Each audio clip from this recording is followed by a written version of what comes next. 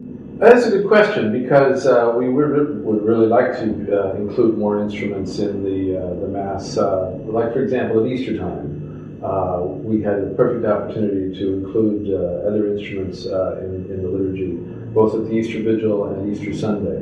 Now, some of those instruments were some of our young people that are learning to play the instruments, and some of taking lessons from our music director, and some of those people were people that we hired.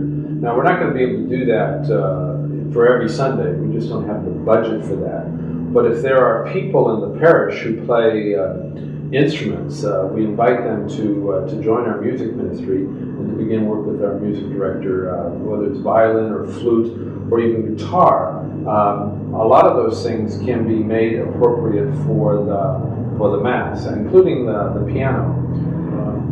One of the things that you have to remember, first of all, is the principal instrument for music in the Catholic Mass is the human voice. It's the song of the assembly and the choir. So for centuries, a cappella singing without instruments was the norm. By the Middle Ages, organ became part of the tradition, but it's a much later tradition.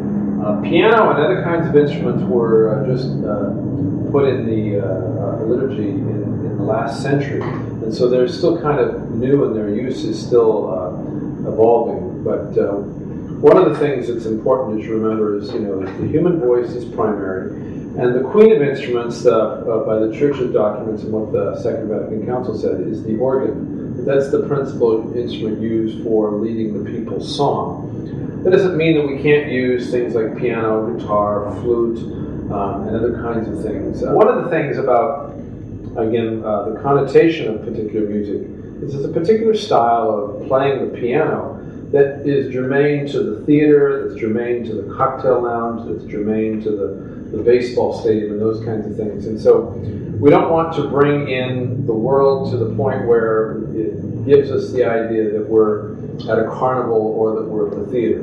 We're not. We're at the Divine Liturgy, and the music and the way it's played must be appropriate to the event that we're doing right now. But certainly the artistry of musicians is a very important gift that needs to be put into use by the Church. And so, yes, if people have those kinds of skills, we'd really like to know about it.